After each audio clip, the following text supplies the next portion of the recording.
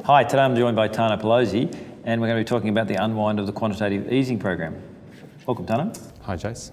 First of all, I think go back to basics. Can you just give us a refresher on quantitative easing, or QE as it's known? Sure. QE is essentially it's unconventional monetary policy.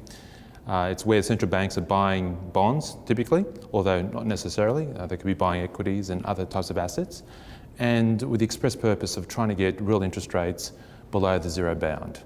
As we know, monetary policy really got to its end point with nominal interest rates hitting zero. So it required quantitative easing to take it much further to address the big problems that came out of the GFC.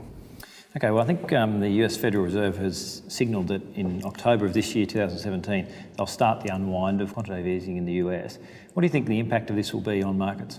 Yeah, so it hasn't been officially announced, although it's widely anticipated that they'll make an announcement as early as next week for a start in October this year. And I think there's really three areas where I think the impacts will sort of manifest themselves. Firstly, I think volatility will most likely pick up, and in doing so, we may see a lift in risk premiums across the board. Secondly, I think we'll see clearly a tightening of financial conditions, and as a corollary to that, we'll see bond yields rising.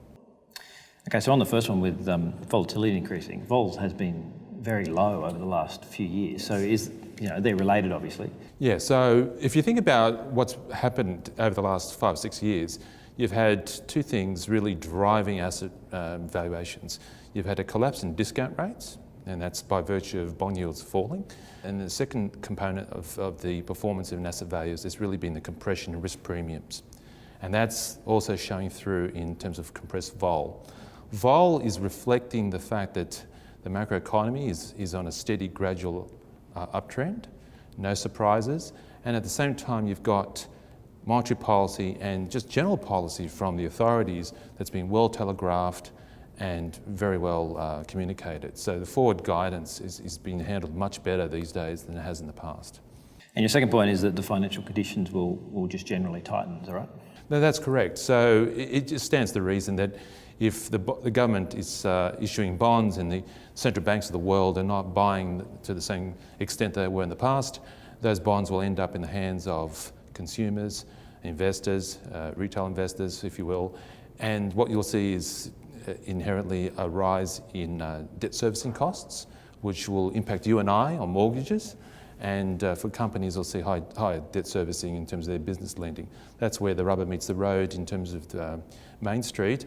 But I would also say from just an asset valuation point of view, you also see the rise in the discount rate. And every analyst that analyses equities and risk assets and discounts cash flows will have to flow that through in terms of the valuations.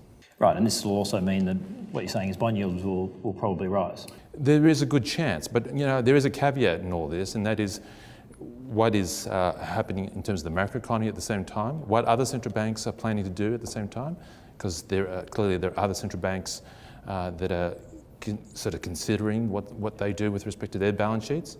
And the other key consideration here is also inflation. Inflation, and particularly inflationary expectations, has a very strong correlation with where term premium bond yields go. And as we know, inflation of late has been fairly benign.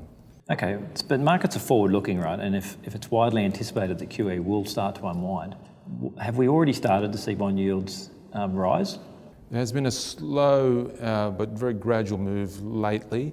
I would say still the markets are not discounting enough in terms of what could happen. In fact, whilst we're not arguing that there's going to be devastation being wreaked upon markets by central banks, we would argue there's just not enough priced in by markets in terms of what could go wrong. And that's reflected, I guess, in the volatility measures. It's reflected in the forwards in bond yields. Volatility measures are at 25-year lows. So there's nothing really priced in for any surprise here. Great. Well, thanks very much for your time again. Thank you very much. And thank you for joining us.